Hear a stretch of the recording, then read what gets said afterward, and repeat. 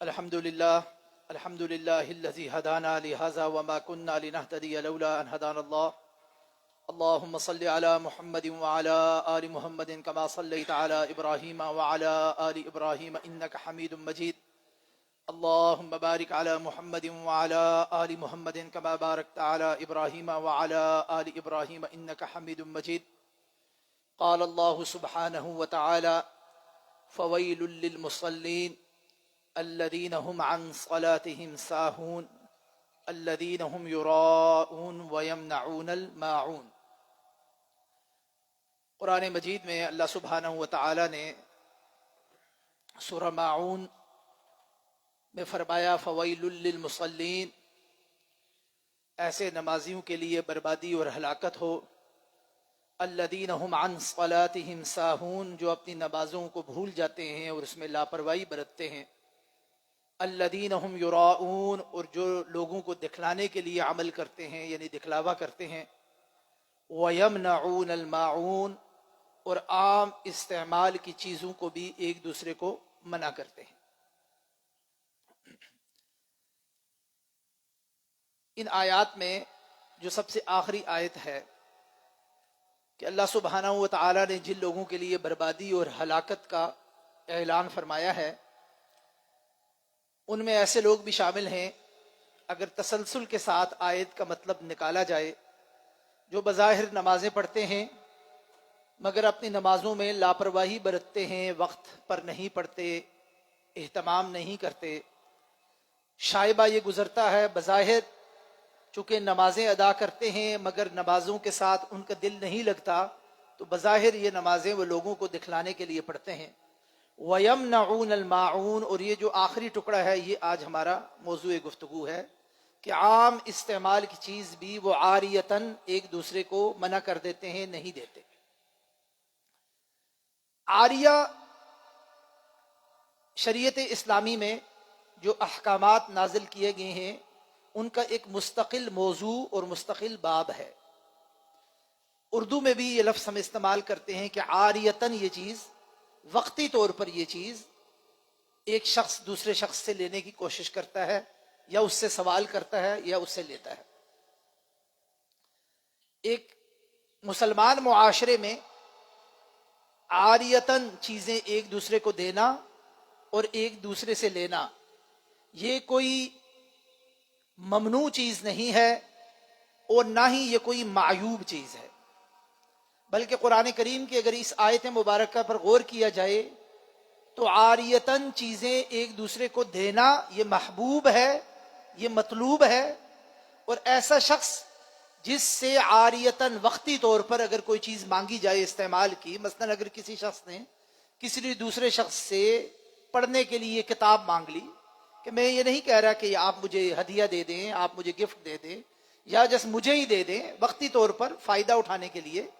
اگر کوئی شخص کسی سے کتاب طلب کرتا ہے، لکھنے کے لیے اپنی ضرورت پورا کرنے کے لیے قلم طلب کرتا ہے، گھر میں کچھ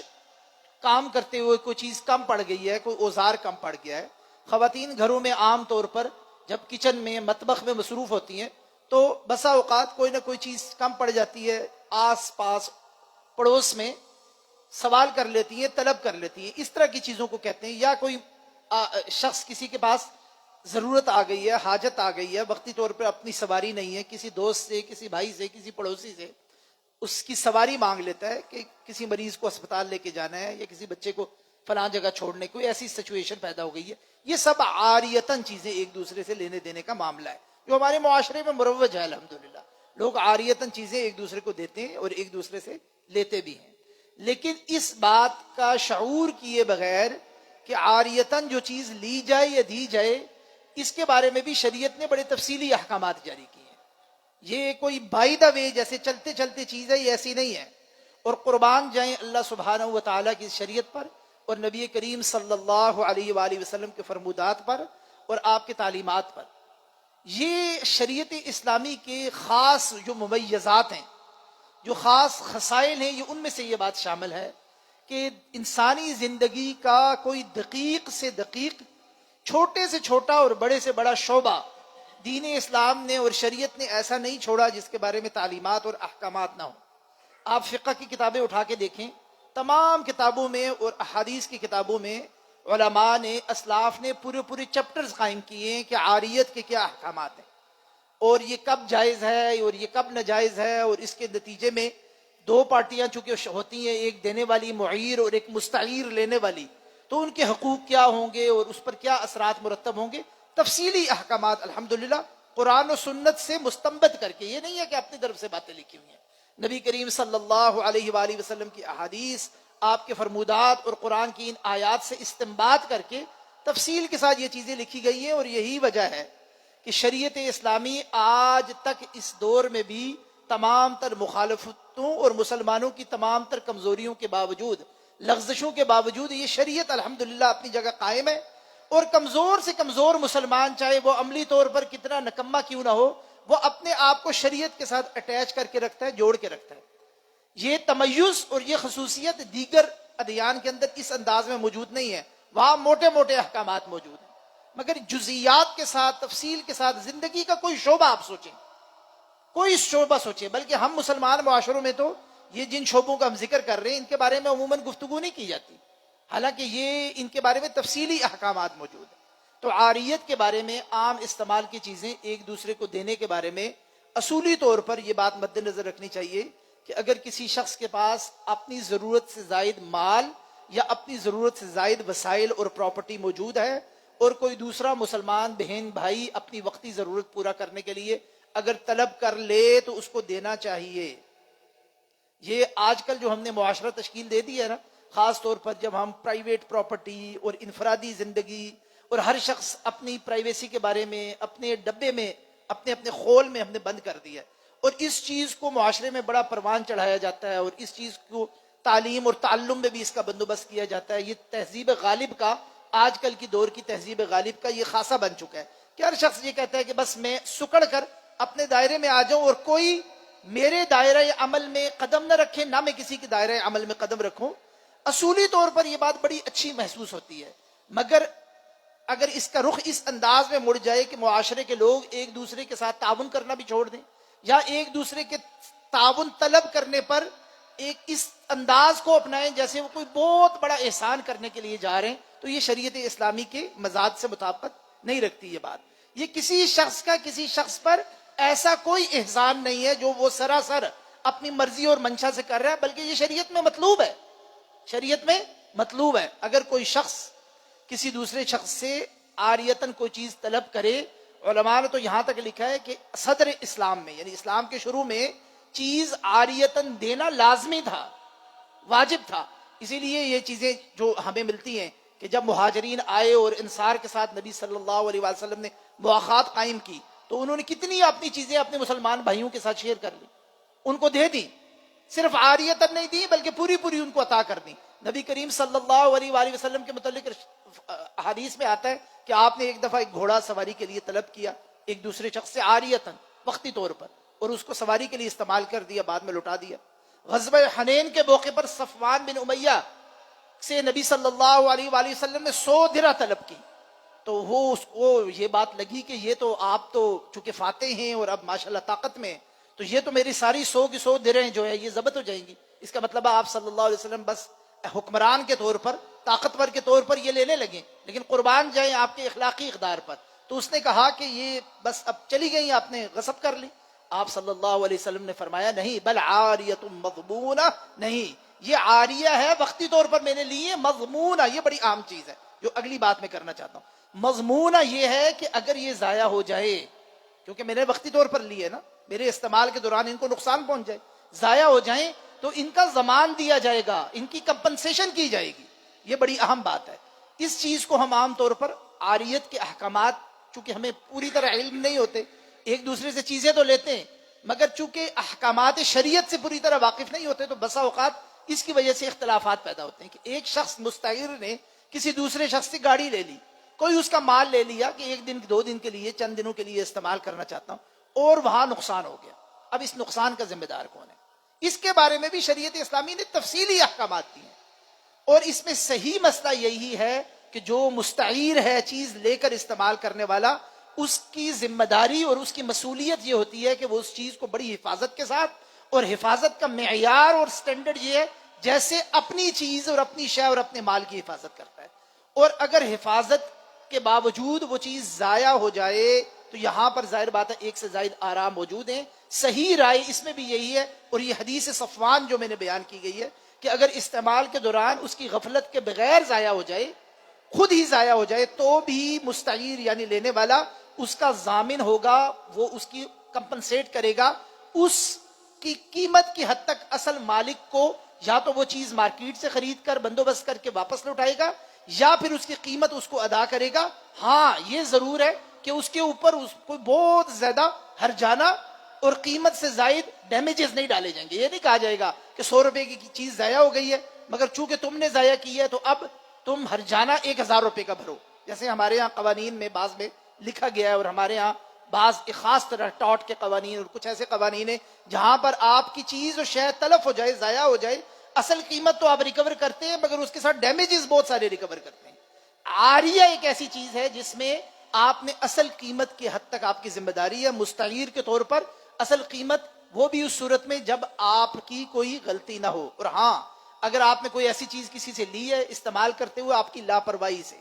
جانتے بوجھتے ہوئے اس چیز کو ضائع کر دیا، اس کو خراب کر دیا، یہاں پر آپ کی بڑی ذمہ داری ہے. یہاں پر آپ کو سزا بھی ملنی چاہیے، یہاں پر ایسے شخص کے لیے ڈیمیجز بھی ہونے چاہیے اور ایسے شخص کو ہر جانا بھی ادا کرنا چاہیے، اور اس کے بارے میں بھی شریعت کے اندر احکامات موجود ہیں. یہ بات سمجھنا اس لیے ضروری ہے کہ ہم چھوٹی موٹی جیسے کچن آئٹم، ایسی چھوٹی موٹی اشیاء تو بڑی خوشی سے ایک دوسرے کو دے دیتے ہیں، تھوڑی سی قیمتی چیز دیتے ہوئے ہمیں فوراً جو ہے تشویش ہو جاتی ہے کہ اگر یہ ضائع ہو گئی تو کیا ہوگا، اگر یہ ضائع ہوگی تو کیا ہو گیا. لینے والے اور دینے والے کو اگر یہ بات معلوم ہو اور نبی کریم صلی اللہ علیہ وآلہ وسلم کی یہ حدیث معلوم ہو کہ بل عاریہ المضمونہ، کہ عاریتاً دی گئی چیز کی ضامن وہ شخص ہوتا ہے جو اس کو لے کے جا رہا ہے، یہ اس کی ذمہ داری ہوتی ہے. اسی حوالے سے ایک چیز اور آخری بات یہ بھی سماعت فرما لیں. بسا اوقات بلکہ اب تو کئی دفعہ یہ ہوتا ہے کہ چلتے پھرتے ہوئے انسان کو گری پڑی ہوئی کوئی چیز مل جاتی ہے، ایسا گمشدہ مال ہوتا ہے. یہ گمشدہ مال کے بارے میں بھی شریعت کے اندر بڑے تفصیلی احکامات موجود ہیں. ایسی گری ہوئی چیز کے بارے میں کو کہتے ہیں اصطلاحاً لقطہ. بہت سارے لوگ اس کو لقطہ پڑھتے ہیں، لام قاف تا ہا، لقطہ نہیں ہے یہ لقطہ ہے، قاف کے اوپر زبر کے ساتھ. اور اگر کسی کو کوئی ایسا چھوٹا بچہ، نابالغ بچہ کسی جگہ گمشدہ مل جائے جس کو آگے پیچھے دیکھیں کوئی اس کا والی وارث نہیں ہے، جیسے ہمارے یہاں مل جاتے ہیں نا، کہتے ہیں بچہ ملا چھوٹا، ایسے بچے کو کہتے ہیں لقیط، گمشدہ. لقطہ کے اپنے تفصیلی احکامات ہیں جو شریعت سے مستنبط ہیں، اور لقیط کے بارے میں بھی بڑی تفصیلی احکامات ہیں کہ لقیط کا کیا کیا جائے گا. ایسا بچہ جو مل گیا ہے، آپ اعلان کر رہے ہیں، اس کے ماں باپ کو تلاش کر رہے ہیں، اس کے بارے میں جانکاری کر رہے ہیں لیکن نہیں مل رہے، اور وہ بچہ ایسا ہے کہ وہ کچھ بتانے کے قابل نہیں ہے، کچھ نشاندہی کرنے کے قابل نہیں ہے. اب ایسے بچے کو کون رکھے گا، اس کی ذمہ داری کون ہو جائے گی؟ خدا نہ خواستہ اگر اس کو مار دیا جائے تو اس کی دیت کس کو ادا کی جائے گی؟ اور اگر اس کے پاس کوئی مال ہو اور وہ فوت ہو جائے تو اس کی مال کس کو دیا جائے گا؟ شریعت اسلامی نے اس حد تک دقیق تفصیل میں جا کے احکامات بیان کیے. جو لقطہ گری ہوئی چیز ہے وہ ہمارے موضوع، کیونکہ گری ہوئی چیز کو بھی لوگ عام طور پر اٹھا لیتے ہیں. آج کل تو موبائل بہت ملتے ہیں نا لوگوں کو، یہ چھوٹے چھوٹے جو گیجٹس ہم نے جیب میں رکھے ہوتے ہیں، موبائل ہے، کچھ اس طرح کی چیزیں لوگوں کو، خواتین کی انگوٹھیاں ہیں، کوئی زیور کہیں پڑا مل جاتا ہے، کوئی کانٹا پڑا، بالی پڑی مل جاتی ہے، اس طرح کے بہت سارے مسائل لوگ آتے ہیں اور پوچھتے ہیں. لقطہ کے مسائل میں سے اہم مسئلہ یہ ہے کہ اگر تو گری ہوئی چیز ایسی ملے جو پیریشیبل ہو، یعنی خراب ہونے والی ہو، مثلا کوئی خوراک کا آئٹم، کھانے پینے کی کوئی چیز مل گئی ہے، کوئی ایسی چیز مل گئی ہے جس کے اوپر اس کی ایکسپائری لکھی ہوئی ہے اور وہ چند دنوں میں ایکسپائر ہو جائے گی، مدت معیار اس کی ختم ہو جائے گی، ایسی چیز اگر گری پڑی ہوئی ملے اور اس کے بارے میں ایک ریزنیبل معقول قسم کی کوشش کی گئی کہ اس کے مالک مل جائے، اگر نہ ملے تو جس کو ملی ہے وہ اس کو اٹھا بھی سکتا ہے اور اس کو استعمال بھی کر سکتا ہے. یہ لقطہ کا پہلا مضمون ہے. دوسرا اس کا پہلو یہ ہے کہ اگر ایسی قیمتی چیز ملے جو خراب ہونے والی نہ ہو یا فوری طور پر خراب ہونے والی نہ ہو، مثال کے طور پر موبائل مل گیا، اس کی تو کوئی ایکسپائری ڈیٹ نہیں ہے، کوئی زیور مل گیا، اس کی کوئی ایسی قیمتی چیز مل گئی ہے جو پیریشیبل فوری طور پہ ختم ہونے والی نہیں ہے، جو لینے والا یا اٹھانے والا ہے اس کی ذمہ داری یہ ہے کہ اس کو حفاظت سے اپنے پاس رکھے، اس کے مالک کو تلاش کرے، مالک کو تلاش کرنے کے لیے اعلانات کروائے، جہاں جہاں معاشرے میں لوگ جمع ہوتے ہیں اور آج کل جیسے ہم لکھ کے بعض جگہوں پہ لگا دیتے ہیں، کمیونٹی سینٹرز ہوتے ہیں، کچھ بورڈز ہوتے ہیں، اب تو سوشل میڈیا کے دور میں بڑا آسان ہے، اعلان کیا جائے اور اگر 1 سال تک مالک واپس نہیں آتا تو وہ اس چیز کو اپنے استعمال میں لے کے آ سکتا ہے۔ یہ جو بات ہے نا کہ جی فلاں جگہ سے ہمیں چیز ملی، ہم نے دیکھا کوئی بندہ نہیں ملا اور کل سے اپنی سم ڈالی اور اس کو استعمال کرنا شروع کر دیا، منع ہے شریعت میں، شریعت میں منع ہے۔ لقطہ کے احکامات کے تحت مال اٹھانے والے کی بڑی ذمہ داری عائد ہو جاتی ہے، اور اگر آپ کو یہ لگے اور مجھے یہ لگے ہم یہ ذمہ داری پوری نہیں کر سکیں گے، ہم یہ اعلان اور مالک کو تلاش کرنا اور اس پر صبر کرنا اور اپنے نفس کو روک کے رکھنا اور اس کو استعمال نہ کرنا نہیں کر سکتے، اٹھائیں ہی نہ، یہ آپ کی ذمہ داری نہیں ہے۔ لیکن جب آپ نے کسی مال کو ہاتھ لگا لیا، اب آپ نے اس ذمہ داری کو خود اپنے گلے میں ڈال لیا، اس ذمہ داری کو قبول کر لیا۔ تو لقطہ کے احکامات میں سے یہ بڑی اہم چیز ہے کہ ایسا لقطہ جو قیمتی ہو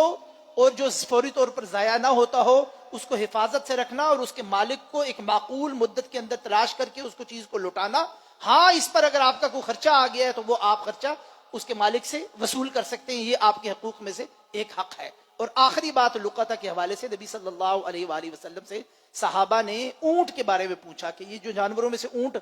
گھوم رہے ہوتے ہیں اور بظاہر لگتا ہے کہ یہ بس اب گمشدہ ہے، اس کا مالک کوئی نہیں ہے، تو اس کے بارے میں پوچھا تو آپ صلی اللہ علیہ وسلم کو غصہ آ گیا،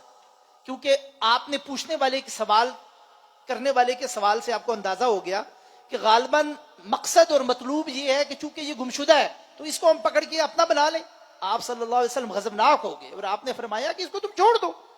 اونٹ کے مالک نے اس کا سارا بندوبست کیا ہوا ہے، اونٹ کئی کئی دن خوراک کے بغیر زندہ رہ سکتا ہے، وہ اپنی حفاظت کر سکتا ہے، راتوں کو کئی راتیں اونٹ جو ہے وہ اکیلا رہ کے اور پھر اپنے مالک کی طرف لوٹ جاتا ہے یا مالک آ کے تلاش کر کے لے جاتے ہیں۔ تو یہ اس پر غور فرمائیں، ایسا گمشدہ مال بھی، خاص طور پہ اگر وہ کوئی جانور ہو جو کئی دن معاشرے میں مروج طور پر خود باہر رہتے ہیں، ہمارے دیہاتوں میں ہوتا ہے نا، آپ سڑکوں وغیرہ پہ جائیں تو کئی گائے، بیل، بکریاں، ایسے جانور جو ہیں وہ گھومتے پھرتے ہیں، راتوں کو سڑکوں پہ آ کے بیٹھ جاتے ہیں، اگلے دن پھر چلنا شروع ہو جاتے ہیں، پھر سڑک پہ آ کے بیٹھ جاتے ہیں، بظاہر لگتا ہے کہ پتہ نہیں ان کے مالک کہاں ہیں اور کئی کلومیٹر دور ان کے گھر ہوتے ہیں۔ ایسے مال کو ہاتھ لگانا اور اس کو اپنے قبضے میں اور تصرف میں لینا ناجائز اور حرام ہے، اس لیے کہ یہ ان کے مالکوں کا ہے۔ مجھے اور آپ کو اس سے غرض نہیں ہونی چاہیے کہ وہ بظاہر چونکہ گمشدہ کے طور پر گھوم رہے پھر رہے تو ہم یہ کہیں جی اب یہ ہمارے ہو گئے اور ہمارا تصرف ہو گیا۔ ہاں، آپ صلی اللہ علیہ وسلم نے بکری کے بارے میں کہا، بکری کے بارے میں یہ کہا کہ وہ اگر اس کیفیت میں مل جائے تو اس کو پکڑ لو اور وہ تمہاری ہے۔ کیوں؟ اس لیے کہ اونٹ اور بکری کی نوعیت میں فرق ہے، بکری کو اگر خوراک نہ ملے گی، شیلٹر نہیں ملے گا، بکری کا اگر اہتمام نہیں کیا جائے گا، کئی بکریاں تو خوراک کو منہ نہیں لگاتی جب تک ان کو خوراک نہ دی جائے، ان کا خیال نہ رکھا جائے، وہ بیمار پڑ جائیں گی، مر جائیں گی، تلف ہو جائیں گی۔ ایسی بکری کے بارے میں آپ صلی اللہ علیہ وسلم نے فرمایا ہاں، اس کو تم اپنے پاس روک لو، اس کو تم روک لو، اور یہ ایسا لقطہ ہے جس کو تم روک کر اپنے پاس رکھو، مالک مل جائے اعلان کرو، جیسے پہلے کہا مالک مل جائے تو مالک کے حوالے کر دو، اور مالک نہ ملے معقول مدت کے اندر تو اس کو تم اپنے پاس رکھ سکتے ہیں۔ تو یہ شریعت نے تفصیلی احکامات عاریت کے حوالے سے اور عام استعمال کی چیزوں کے حوالے سے ہمیں دیے ہیں۔ ہماری بحیثیت مسلمان یہ ذمہ داری ہے کہ اپنی روزمرہ کی زندگی کے بارے میں شریعت اسلامی نے جو احکامات دیے ہیں ان کے بارے میں جانیں، ان کے بارے میں تعلیم حاصل کریں اور اس کے مطابق اپنی زندگی بسر کریں، کیونکہ انسان کی زندگی میں برکتوں کا سرچشمہ، مآخذ اور منبع جو ہے وہ اللہ کے دین اور اللہ کے شریعت ہے۔ سبحانک اللہم و بحمدک، اشہد ان لا الہ الا انت، سبحانک، استغفرک و اتوب الیک۔